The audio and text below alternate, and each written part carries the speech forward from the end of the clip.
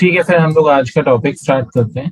बच्चों, हम लोग बात कर रहे हैं इनपुट टैक्स क्रेडिट की, आईटीसी की बात कर रहे हैं। सेक्शन 16, 17, 18 तो इम्पोर्टेंट सेक्शंस हैं। इसके अलावा रूल 36, 37, 40, 42, 43, 44। देखो, सबसे पहले आईटीसी के बारे में बात करते हैं। आईटीसी है क्या? तो मेनली उन बच्चों के लिए जो पहली बार जीएसटी या जीएसटी की बिल्कुल शुरुआत कर रहे हैं, बेसिक जरूर बताऊंगा मैं। एक तरफ कौन होता है? सप्लायर। दूसरी तरफ कौन होता है? रिसिपिएंट। तो एक तरफ सप्लायर है, दूसरी तरफ रिसिपिएंट है, या आप बायर कह लो, या यहाँ पर आप कह लो सेलर है। तो जब देखो इन सब की बात हो रही है तो ऑब्वियस सी बात है, गुड्स को सेल कौन कर रहा है? सेलर। प्रोवाइड कौन कर रहा है? सप्लायर। अच्छा, जीएसटी पे करने की नॉर्मली रिस्पॉन्सिबिलिटी सप्लायर की। सप्लायर जो होता है ये लायबल होता है, लायबल टू पे जीएसटी टू गवर्नमेंट। किसके पास डिपॉजिट कराता है? गवर्नमेंट के पास। अच्छा, ये सप्लायर चार्ज किससे करता है? जीएसटी कलेक्ट किससे करता है? Collected by. कहीं ना कहीं कलेक्शन कौन करता है जीएसटी की? सप्लायर करते हैं। देखो, सप्लायर का काम है टैक्स को कलेक्ट करना। रिसिपिएंट बायर से सप्लायर टैक्स कलेक्ट करता है एंड पे किसको करता है? गवर्नमेंट को पे करता है। रेसिपिएंट से सप्लायर ने टैक्स कलेक्ट किया, जीएसटी लिया, जीएसटी पे किसको कर दिया? गवर्नमेंट को पे कर दिया। ये काम कौन कर रहा है? सप्लायर कर रहा है। कौन कर रहा है? सप्लायर कर रहा है। अच्छा, पॉइंट ये है कि जो रेसिपिएंट है, बायर है, मान लो ये मिस्टर एक्स है। मिस्टर एक्स से बायर ने, मिस्टर वाई ने सामान खरीदा। ये इनके लिए क्या है? यहाँ से क्या कर रहे हैं? परचेज। और परचेज के ऊपर जो टैक्स दिया, परचेज के ऊपर जो जीएसटी पे किया, जो जीएसटी क्या किया है? पे किया है इन्होंने, पेड है, वो क्या कहलाएगा बच्चों? ये कहलाएगा इनपुट टैक्स। और इसके बाद इन्होंने आगे फर्दर सेल की। मान लो मिस्टर ए को सेल की और उस पर कुछ वैल्यू है, फिर उस पर कुछ जीएसटी है जो लगा। अच्छा, ये जो सेल के ऊपर जो जीएसटी ऑन सेल है, ये कह लो सप्लाई।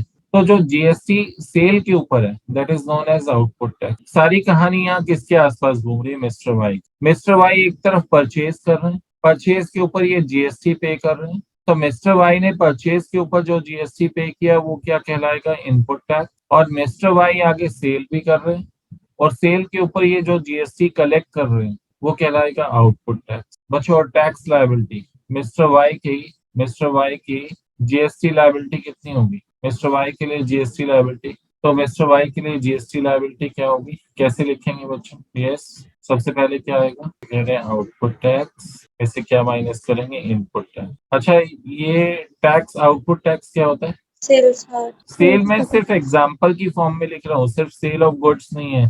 प्रोविजन ऑफ सर्विस भी हो सकता है, सप्लाई भी हो सकता है। This is just for example, ठीक है। और टैक्स ऑन, इनपुट टैक्स क्या होता है? टैक्स ऑन, ये बस याद रखने टैक्स के ऑन लिए। परचेज। बिल्कुल करेक्ट, टैक्स ऑन परचेज। बस याद रखने के लिए हम लोग ऐसे याद रखते हैं बच्चों कि जो आउटपुट टैक्स है, टैक्स ऑन सेल है, आउटपुट टैक्स है, और इनपुट टैक्स हमारा टैक्स ऑन परचेज है। तो जब ये माइनस करते हैं तो क्या आ जाती है? GST payable to government. सरकार को कितना जीएसटी देता है? तो हमारा यहाँ पर जीएसटी पेबल टू गवर्नमेंट आया था। मतलब सेल के टैक्स में से परचेज का टैक्स माइनस करते हैं। अच्छा, ये जो परचेज का टैक्स माइनस होता है, this is known as availing ITC. से क्या बोलते हैं कि हमने अपना आईटीसी अवेल कर लिया। क्या अवेल कर लिया बच्चों? आईटीसी अवेल कर लिया, मीन्स इनपुट टैक्स रेट हमने यहाँ पर माइनस कर लिया, आईटीसी अवेल कर लिया। ठीक है बच्चों, आगे बढ़ते हैं। अब आते हैं टेक्निकल इशू पे। ये तो बेसिक था बच्चों। चलते हैं नोट्स के ऊपर। तो बच्चों देखो, क्वेश्चन नंबर 1 क्या है? क्वेश्चन नंबर 1 में क्या लिखा हुआ है? Explain eligibility. भाई, क्या हर पर्सन को आईटीसी मिलेगा? सभी लोगों को आईटीसी मिलेगा? क्या सभी लोग एलिजिबल हैं आईटीसी क्लेम करने के लिए? पहला क्वेश्चन तो यही है, क्या सभी लोग एलिजिबल हैं आईटीसी क्लेम करने के लिए? कंडीशंस क्या हैं आईटीसी लेने के लिए अंडर जीएसटी? कंडीशंस। तो एलिजिबिलिटी और कंडीशंस को आज हम लोग देखने वाले हैं। तो देखते हैं सबसे पहले क्या लिखा हुआ है। As per section 16 subsection 1, input tax credit shall be allowed if. बच्चों, इसमें कुछ कंडीशंस दी हुई हैं, ध्यान देना। The supplier is registered person. भाई, अगर सप्लायर क्या है? रजिस्टर्ड पर्सन है, तो आपको आईटीसी मिलेगा। तो क्या लिखा है? सप्लायर इज रजिस्टर्ड पर्सन, तभी आईटीसी मिलेगा। फिर दूसरा पॉइंट क्या है? Supply of goods or services are used or intended to be used in the course of business or furtherance of business। और जो प्रोडक्ट या सर्विस आपने खरीदी है, अवेल की है, परचेज की, अवेल की है, उसको आप बिजनेस या फर्दरेंस ऑफ बिजनेस के लिए यूज कर रहे हो, पर्सनल यूज नहीं कर रहे। अगर आप गुड्स को खरीद के उसका पर्सनल यूज कर रहे हो तो भाई उसका बिजनेस में आईटीसी नहीं मिलेगा। एसी घर पे लगवाया, उस पर जो जीएसटी पे किया उसका आईटीसी फैक्ट्री में ले लो, दैट इज नॉट अलाउड। समझ रहे हो? जो एसेट आप फैक्ट्री में, जो आप बिजनेस के लिए यूज कर रहे हो, उस पर पे किया हुआ जीएसटी, उसका आईटीसी आप क्लेम कर सकते हो। लेकिन अगर कोई एसेट आप पर्सनल यूज कर रहे हो, ठीक है ना, तो उस केस में आप आईटीसी उसका क्लेम नहीं कर सकते। तो मतलब जो जिस भी एसेट, जिस भी स्टॉक के ऊपर आप आईटीसी क्लेम करना चाहते हो, वो किसके लिए यूज होनी चाहिए बच्चों? यस बच्चों, किसके लिए यूज होनी चाहिए? ऑफिस यूज के लिए। In the course of business और फर्दरेंस ऑफ बिजनेस। business, उसके लिए यूज फर्दरेंस होनी ऑफ। चाहिए। पर्सनल यूज करोगे तो आईटीसी नहीं मिलेगा एसेट्स पर, जो उन पर परचेज किए, पर टैक्स पे किया, उसका इनपुट टैक्स रेट नहीं मिलेगा। नेक्स्ट पॉइंट देखते हैं, फिर क्या लिखा हुआ। एज पर सेक्शन 16 सबसेक्शन 2, बच्चों 16(1) हमने देखा ऊपर, additional conditions shall be as under. वो तो बेसिक कंडीशंस थी, ये कुछ एडिशनल कंडीशंस थी। Registered person is in possession of tax invoice. भाई जो भी आईटीसी क्लेम करना चाहता है उसके पास सबूत होना चाहिए, एविडेंस होना चाहिए कि भाई उसने टैक्स पे किया है परचेज के ऊपर। और परचेज के ऊपर टैक्स पे किया है, इसका प्रूफ क्या होगा? भाई उसके पास टैक्स इनवॉइस होगी, डेबिट नोट होगा, या बिल ऑफ एंट्री होगी। ठीक है ना बच्चों? तो ये प्रूफ कंसिडर होते हैं कि भाई आपने टैक्स पे किया है, आपके पास उसका एविडेंस होना चाहिए, तभी आप आईटीसी अवेल कर सकते हो। अगर भाई आपके पास प्रूफ नहीं है तो आप आईटीसी अवेल नहीं कर सकते। तो जो रजिस्टर्ड पर्सन है उसके पास टैक्स इनवॉइस, डेबिट नोट, या फिर बिल ऑफ एंट्री होना चाहिए इन केस ऑफ इंपोर्ट। अच्छा, बिल ऑफ एंट्री इंपोर्ट के केस में यूज होता है। अगर आप आउटसाइड इंडिया से इंडिया में इंपोर्ट कर रहे हो तो बिल ऑफ एंट्री यूज होता है, और सच अदर डॉक्यूमेंट्स। ठीक है, the said document should contain all the specified details. However, tax credit shall be allowed if it contains at least the following details. अच्छा, क्या डिटेल्स शो होनी चाहिए? ये कह रहे हैं कि भाई कुछ डिटेल लिखी होनी जरूरी है अगर आप आईटीसी क्लेम करना चाहते हो। Our tax credit shall be allowed if it contains at least the following details. पहला, amount of tax charge, ये होना चाहिए। Description of good होना चाहिए, और services, total value of supply of goods और सर्विसेज और both, GST number of the supplier, recipient, and place of supply in case of interstate supply. ये सारी चीजें मेंशन होनी चाहिए। जो भी tax invoice, debit note, bill of entry जो भी है आपके पास, उस पर ये सारी चीजें गिवन होनी चाहिए। तो क्या क्या होना चाहिए बच्चों? याद रखना बड़ा आसान है। भाई बेचने वाले की डिटेल और खरीदने वाले की डिटेल, सिंपल। क्या डिटेल्स होनी चाहिए? टैक्स कितना है, भाई जिसका आप वो ले रहे हो, इनपुट टैक्स क्रेडिट ले रहे हो, टैक्स भी तो लिखा होना चाहिए उसके ऊपर, अलग से टैक्स शो होना चाहिए, जीएसटी अलग से शो होना चाहिए bill pay. Description of goods होना चाहिए, सर्विस, कौन से गुड्स या सर्विसेज जिनका बिल, फिर टोटल वैल्यू, वैल्यू कितनी है जिसके ऊपर जीएसटी लग रहा है, वो वैल्यू कितनी है, value of supply of goods और सर्विसेज और वो भी शो। जीएसटी नंबर, सप्लायर का जीएसटी नंबर होना चाहिए, रिसिपिएंट का भी जीएसटी का नंबर होना चाहिए, फिर प्लेस ऑफ सप्लाई भी लिखी होनी चाहिए in case of interstate supply. ये चीजें किस पर टैक्स इनवॉइस पे मेंशन होनी जरूरी है। तो रजिस्टर्ड पर्सन के पास टैक्स इनवॉइस होगी तभी वो आईटीसी क्लेम कर सकता है। चलो नेक्स्ट पॉइंट देखते हैं, नेक्स्ट पॉइंट क्या लिखा है। फिर लिखा है, as per section 31 subsection 3 clause F, a registered person who is liable to pay tax under reverse charge. बच्चों वही रिवर्स चार्ज का पॉइंट आ गया। बच्चों रिवर्स चार्ज में टैक्स इनवॉइस कौन इश्यू करता है? रिसिपिएंट। रेसिपिएंट। अगर सप्लायर रजिस्टर्ड नहीं है तो रिसिपिएंट टैक्स इनवॉइस इशू करेगा। रिवर्स चार्ज के केसेस में दो सिचुएशंस हो सकती हैं, या तो सप्लायर रजिस्टर्ड है या तो सप्लायर रजिस्टर्ड नहीं है। टैक्स चाहे रेसिपिएंट को पे करना है। रिवर्स चार्ज में बच्चों ये चीज ध्यान रख लेना, जिनकी पहली क्लास है, फॉरवर्ड चार्ज में तो सप्लायर टैक्स गवर्नमेंट को पे करता है, रिवर्स चार्ज में टैक्स गवर्नमेंट को कौन पे करता है? रेसिपिएंट पे करता है। लेकिन एक पॉइंट जो हम लोगों ने डिस्कस किया वो ये है, देखो हमने अभी देखा था कि दे आर टू पर्सन, एक तरफ सप्लायर है, दूसरी तरफ रेसिपिएंट है। यस, और जहां सप्लायर की टैक्स पे करने की लायबिलिटी होती है गवर्नमेंट को, तो उसे फॉरवर्ड चार्ज बोलते हैं, और जहां रेसिपिएंट की गवर्नमेंट को टैक्स पे करने की रिस्पॉन्सिबिलिटी होती है, वो उसे हम रिवर्स चार्ज बोलते हैं। ठीक है बच्चों, वापस आते हैं पॉइंट के ऊपर, हमें आज का टॉपिक भी देखना है। तो हम लोग क्या बात कर रहे थे? Registered person who is liable to pay tax under reverse charge shall issue an invoice. अच्छा, वैसे पता है बिल कौन इशू करता है, इनवॉइस कौन इशू करता है? सप्लायर। जिससे आप सामान खरीदते हो वो बिल इशू करता है, वो सप्लायर जो होता है वो इनवॉइस इशू करता है। लेकिन रिवर्स चार्ज के केस में जहां सप्लायर रजिस्टर्ड नहीं है, वहां पर इनवॉइस कौन इशू करेगा? यस बच्चों, रेसिपिएंट। कौन इशू करेगा? रेसिपिएंट। रेसिपिएंट इशू करेगा। कोई बात नहीं, तो आगे बढ़ते हैं बच्चों। If supplier is registered, invoice should be issued by supplier. तो आरसीएम में दो सिचुएशंस बन गई कि अगर सप्लायर रजिस्टर्ड है तो वो इनवॉइस इशू करेगा, अगर सप्लायर रजिस्टर्ड नहीं है तो रेसिपिएंट इनवॉइस इशू करेगा। लेकिन आरसीएम है तो टैक्स तो गवर्नमेंट को कौन पे करेगा?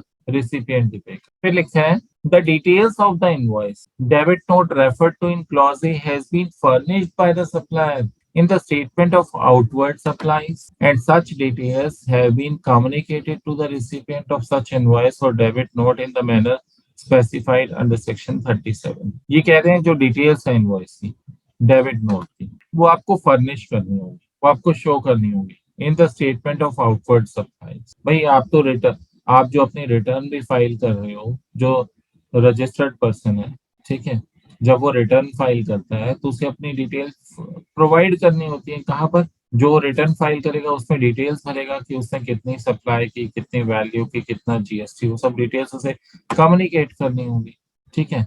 और वो फर्दर किसको कम्युनिकेट हो जाती है? रेसिपिएंट को कम्युनिकेट हो जाती है। बच्चों नेक्स्ट पॉइंट क्या है? ठीक है, next point is registered person has receive the goods और सर्विस। भाई आईटीसी आपको तभी मिलेगा, पहली बात तो क्या है कि आपके पास टैक्स इनवॉइस होनी चाहिए। बच्चों आईटीसी क्लेम करने की एडिशनल कंडीशंस पढ़ रहे हैं ना, किसकी? इनपुट टैक्स क्लेम करने की एडिशनल कंडीशंस पढ़ रहे हैं। पहली कंडीशन क्या थी कि रजिस्टर्ड पर्सन के पास टैक्स इनवॉइस प्रूफ होना चाहिए कि उसने टैक्स पे किया। किस चीज का प्रूफ होना चाहिए? टैक्स की पेमेंट का प्रूफ होना चाहिए। रजिस्टर्ड पर्सन के पास टैक्स की पेमेंट का प्रूफ होना चाहिए, ठीक है। फिर सेकंड कंडीशन अब क्या आ गई? रजिस्टर्ड पर्सन ने एक्चुअल में गुड सर्विसेज रिसीव की हो। सर ऐसा भी होता है कि सिर्फ बिल बना दिया, एक्चुअल में गुड सर्विसेज रिसीव ही नहीं की। बच्चों हो सकती है, कुछ चीजें ऐसी हो सकती हैं। एक मिनट, चलो हम सिचुएशंस को देखते हैं, ध्यान देना।